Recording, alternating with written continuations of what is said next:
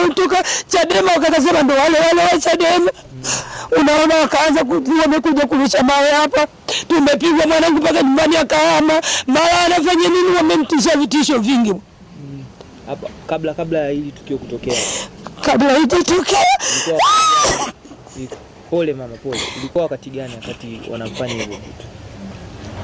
Ilikuwa hivi ya uchaguzi, lakini kabla hata uchaguzi umepita, lakini bado tu walikuwa wanafuatilia.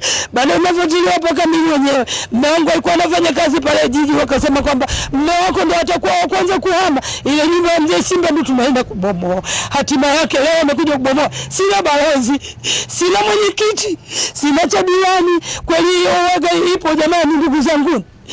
Hata balozi tu angekuepo mimi labda alifariji. Mimi sina sehemu ya kwenda. Sina sehemu ya kwenda na mizigo yangu kama unavyoiona iko pale nje. Kwa hiyo nimehifadhiwa kwa mwanangu.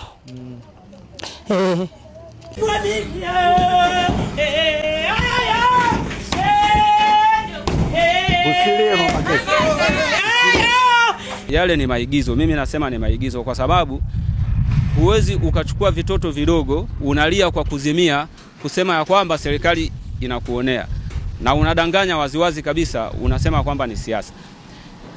Lakini kabla ya ufunguzi wa barabara jiji walifuata utaratibu kwa kuwapatia wananchi wale wote ambao wako kwenye barabara demolition order. Kilichokuwa kimebaki ni utekelezaji tu.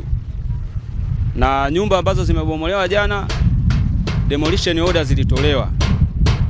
Na sisi kama ofisi tuna taarifa, na hata wananchi wao wana taarifa, lakini watu wote watakuwa mashahidi kwamba katika nyumba ambazo zimetolewa barabarani demolition order zilitolewa na zilikuwa zimebandikwa, na kwa bahati nzuri hawakuzitoa. Lakini pia tuna ushahidi wa picha ambazo nyumba ziliwekwa X na kupewa demolition order kwa taarifa ya maana kupisha wao wenyewe.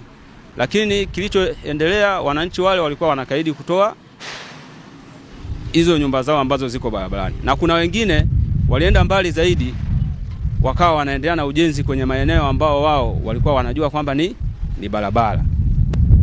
Kwa mfano, hiyo nyumba iliyovunjwa jana ambayo ilikuwa imejengwa barabarani, wenye nyumba ile walilipwa na hii barabara kubwa ya TANROADS, kwa maana walikuwa na kiwanja lakini barabara ilipita, na baadaye wakaenda kujenga kwenye open space na barabara, na wao wakijua kabisa pale walipojenga ni barabara. Nataka nikuhakikishie yule mama mpaka sasa hivi anavodai kwamba amehifadhiwa kwa mwanae sio kweli. Nyumba iliyovunjwa kiutaratibu ambayo iko barabarani, lakini mpaka sasa hivi anaishi kwenye nyumba nyingine kubwa ambayo nyumba hiyo nayo mpaka sasa hivi ipo kwenye open space. Na mimi nataka niwaahidi kwa kufuata taratibu hizi tutaendelea kufungua barabara zote ambazo zipo katika kata yetu ya Dodoma Makulu, kwa sababu huu ni uamuzi wa wananchi, lakini pia ni uamuzi wa baraza la madiwani kwa kushirikiana na ofisi ya mkurugenzi wa jiji la Dodoma. Mimi sina vita ya kisiasa na mtu yoyote katika kata hii ya Dodoma Makulu na maeneo mengine,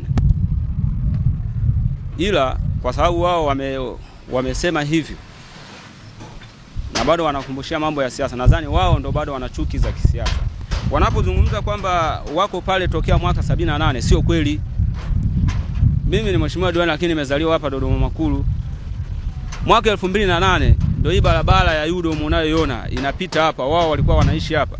Wamelipwa mwaka 2008 ndio wamehamia tena kwenda kuishi kwenye eneo ambalo wameenda kujenga ni barabara na open space. Na wao kama wanathibitisha kuna mwananchi yoyote katika maeneo yale alilipwa, alibomolewa na barabara akalipwa, walete document. Naitwa Leonard Hezron Ndama, mwenyekiti wa mtaa wa Msangalale Magharibi. Hiyo nyumba inayolalamikiwa, tumetoa nyumba. Kuna mtu kutoka Rubi pale, kulikuwa na nyumba moja ya jamaa moja Ruhunga ambaye alipatiwaga kiwanja, enzi zikile alipata kiwanja mbadala. Lakini nyumba ya jana yeye ametolewa hapa 2008 kwenye barabara kuu hii, kalipwa akaenda kujenga kwenye open space na barabarani.